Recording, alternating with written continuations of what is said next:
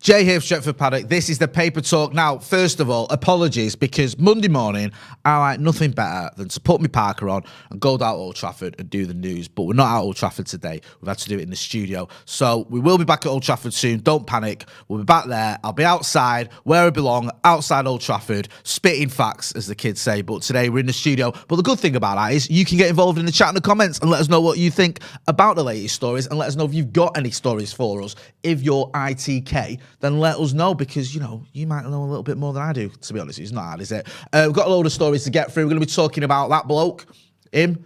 Yep, Erik Ten Hag, you may have heard of him.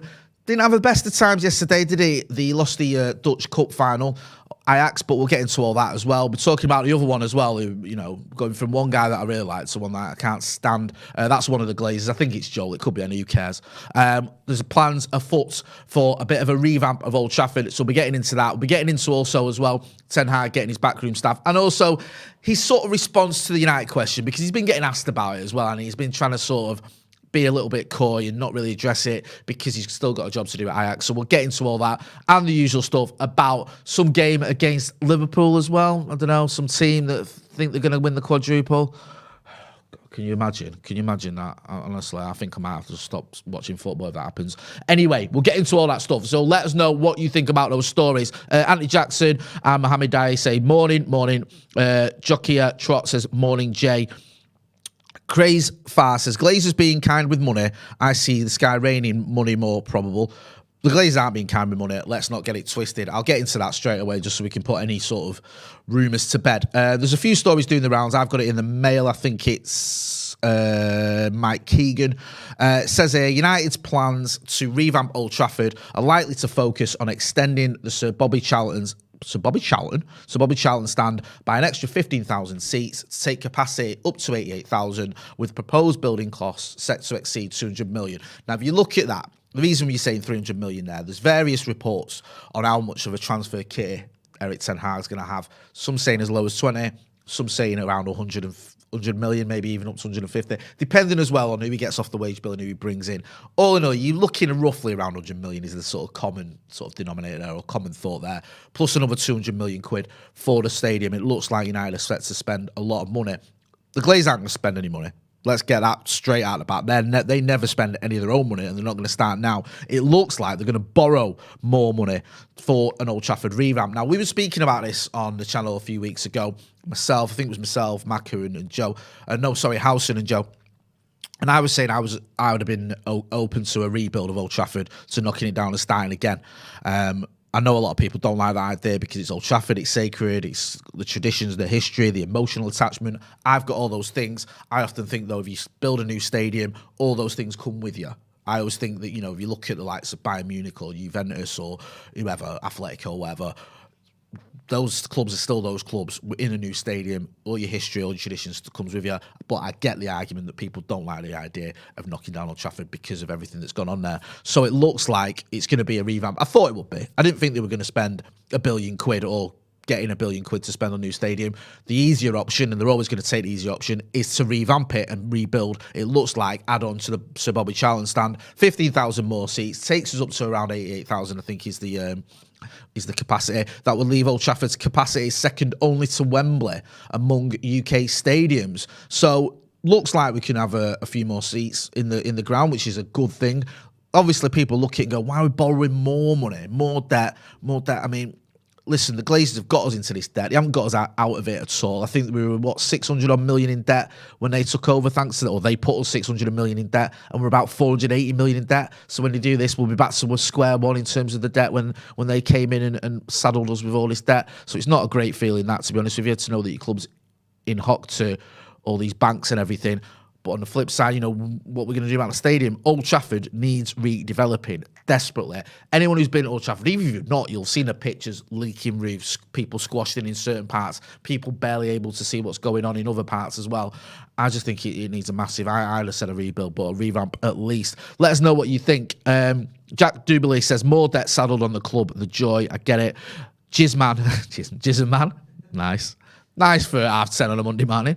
It's our money, not theirs. Well said. I'll say that till I'm blue in the face. It's not the Glazers' money. The Glazers, right? If you've ever bought a Manchester United badge or a scarf or you've gone to a game or you've bought a program or you've subscribed to something United related, if you've spent 10p on Manchester United, you've spent more of your own money than the Glazers have of theirs. They haven't spent a penny. Yeah, they've borrowed money on the back of the assets of Manchester United. So all they did was get a load of loans in based on the fact that now we own this club, we can use the leverage, we can leverage these loans on the assets of Manchester United. They didn't use any of their own money. Yeah, they haven't spent a bean. Me and you have. So the Glazers have not spent anything at Manchester United. They've spent less than any United fan who's spent a penny at United because they're not United fans. They're just businessmen who want to make as much money out of the club as possible, and that's what they're doing. And that's what this revamp will be about. It'll be about making more money for them. But there is sort of, I would say happy medium's the right term, but it still needs doing. I think we need a new stadium, but we need at least a revamp because it's falling apart. Something needs to be done. We need more seats as well because some of the games that are sold out, you think we've been struggling recently. It wasn't that long ago. Certain games were completely sold out. I remember think about earlier in the season. Think about when Ronnie arrived. Newcastle game. Tickets were going for silly money. I would never advocate selling any tickets for over face value, by the way. But loads of people are after tickets. I still get, the odd sort of message, have you got any tickets for this game, that game, and all that sort of stuff. So increasing the capacity, I still think you'd be able to sell it out. I also think you should do more outreach, give people who can't afford tickets, give some of the younger kids tickets as well. Try and do a bit more in the community. We see it down the road at City. Obviously, they're a bit more desperate fans through the door, but it would be nice if we could enable some younger fans who can't afford it or fans who just in general can't afford it to be able to come. I doubt that's going to happen because the Glazers aren't just going to start giving away tickets or giving away cheaply, but it'd be nice, wouldn't it? Lee Birch said, well said, the Glazers bought the club with the club's own money. Jack Anarchy CR7 said, it's actually mad how they bought the club for no dollars. How can rich people just get whatever they want through taking out loans against the thing they want to buy? It's a good point. Jonas Isaacson says, need smart signings, players that just want to defend the club. James O'Brien says the statement, and we've all said it, Anna. What we really need is new owners, isn't it? We need new owners, yep. I don't see any new owners forthcoming. I don't see it happening. When I think McCullough made the point on the overlap when Chelsea were up for sale and he saw these people bidding for Chelsea, and that maybe give you a little bit of hope. Hang on a minute, if people have got money for Chelsea, maybe there's people out there who've got money for Manchester United. But the Glazers are making so much money out of the club. I don't know when they are going to sell or if they are going to sell. I'd happily see the back of them. That could lead to another discussion about who comes in. Would you want owners like the ones at City or PSG or Newcastle, for example? There's moral questions there, isn't there? That's a different story altogether. Get involved in the chat in the comments and let us know what you think about Old Trafford. What do you think about a revamp over a rebuild? Is that what you're in for? I know most people I've spoken to seem to favour that over a rebuild. Do you differ on that opinion? Let us know what you think about it. I'm interested to hear your thoughts because, it's obviously something's going to change. We need to do something. Is a revamp the way forward? Also, moving on to Erik ten Hag. Now, Erik ten Hag, let's have a little bit of a roundup for this weekend. Ajax lost the KNVBD. In fact, no, the Dutch Cup final. I've just got that completely wrong. Forgive me. The Dutch Cup final. They were 1-0 up against PSV. They lost 2-1. I watched a bit of the game. I didn't watch it all. I watched the sort of last half hour. They had quite a few chances. A little bit unlucky. Obviously, it's disappointing for him. He's on for another double. But he's still got a job to do there at Ajax to get them over the line in terms of the league title. In terms of what he's doing at Old Trafford, there has been reports that he's trying to get Robin van Persie to come in as a coach. It says here, Erik ten Hag wants Robin van Persie as part of his coaching staff at Manchester United. This is in the Metro. After picking Mitchell van der Gaag as his assistant, according to reports. Ten Hag is set to take over as boss at Old Trafford in the summer, with talk set to be an advanced stage between the club's board and the Ajax head coach. According to the Mirror, Ten Hag has already decided to bring Van der Gaag with him to United as his assistant, shelving plans of a potential return for Steve McClaren, who worked alongside Sir Alex Ferguson. Yeah, there were reports, weren't there, that Steve McClaren was going to come in because those two had worked together. I think was it at FC20. I think Ten Hag he'd been McLaren's assistant, something like that.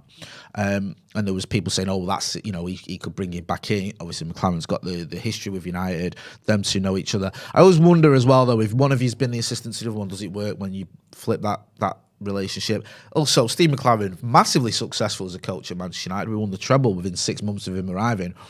but it was a long time ago when he left, and I don't know. Sometimes I think people just going, oh, United connection, they know each other. This could make sense. It might even be a little bit of that with the Robin van Persie story here, because people go, okay, Robin van Persie, United connection, he's Dutch, Erik ten Hag's Dutch. Could they work together at United? I don't know. We'll have to wait and see. It seems there's a scattering of reports here, but United have been linked with quite a lot of assistants.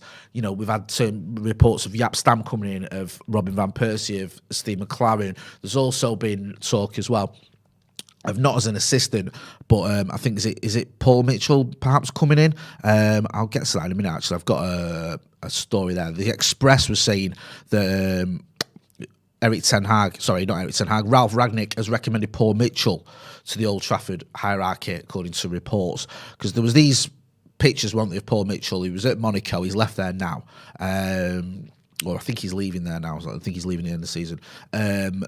He's been linked with a move to Manchester United as a sort of director of football type role, or an assistant to John Murtaugh maybe.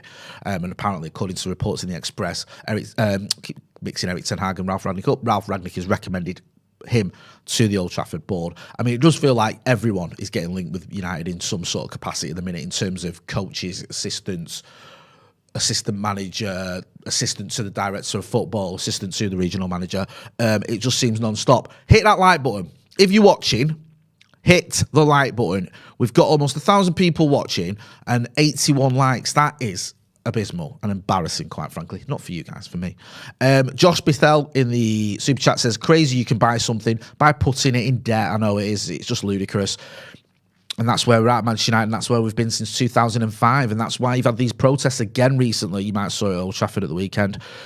People going in 17 minutes into the game, 1 minute for every year of the Glazers' ownership. We've had 17 years of this. We got away with it for a long time because we had the genius of Sir Alex Ferguson to sort of steer us to glory, despite the fact we're in all this debt, despite the fact there was a lot of mismanagement going on with the funds. But now, since post Sir Alex Ferguson, other than, a few trophies that we've had in the cup competitions over 5 years ago, we haven't had much success recently, have we? Yeah, we've had some decent finishes in the league, third and second and whatnot, but it's not been good enough. And you worry with these owners that unless the structure changes at Manchester United, it doesn't matter if Erik ten Hag comes in, he's going to struggle. And that's what we need to see. We need to see a change in structure. And I'm hoping, and it's more hope than expectation, that Ralph Rangnick, as a consultant, can help sort that out. We can have some sort of structure, just not my microphone, where we have the likes of John Murtaugh, Darren Fletcher, working with Erik ten Hag, working with his assistant, having a coherent football structure and strategy, not just get a manager in, give him a load of funds, and then when it starts going wrong, stop spending money with him and then sack him. Get involved in the chat in the comments. Let us know what you think about potentially Robin van Persie, about the stadium revamp, about maybe Paul Mitchell coming in. If you have an opinion on that, we want to hear from you guys. Ed T says, Rene, Stam and RVP coming back as coaches would be mint. Yeah, Rennie Merlenstein is another one who's been linked with a job at Old Trafford. We had Rennie Merlenstein on the brew with me and Steve a few years ago. No, about a year ago. Fantastic guest. One of the best conversations I've had regarding Manchester United. So knowledgeable. Spoke about the time he'd spent at United under Fergie. Spoke about coaching. Some kid called Cristiano Ronaldo. I don't know what happened to him. It didn't really pan out for him, but apparently, it's not Rennie Merlenstein's fault. Really knowledgeable. And you think, okay, he's synonymous again with success. He knows the club. Could he come in? Dutch connection. Seems to make a lot of sense, but I don't know how solid and concrete these rumours are, whether it's just people putting two and two together and coming up with five, or whether there is a real chance that these people, like Rennie Merlenstein, like Jaap Stam, like Robin van Persie, could come in. Malu says, the final versus PSV, talking about the Dutch final, was a good game of football. The way his team played was good. Just didn't finish the chances. Yeah, I notice a lot of people now, we've all become Dutch football experts, and we're watching Ajax because you want to see what type of football he plays if you hadn't been watching him already. And from what I saw, yeah, it looks good. We know that. I think, and even if you've not watched a lot of Ajax, you know they play football the right way. You know that, excuse me, they've had a lot of success under Erik ten Hag. They've won, excuse me, they've won trophies. They've had some big results in Europe. I know they couldn't get sort of past Benfica this time round, but they had some big results in the group stages as well. Not that long ago as well. They got to the semi-finals of the Champions League. So they have had some success, if you can call it that, in Europe. Done well in the cup competitions, done well in the league as well. Top of the Arriva Divisie in Holland as well.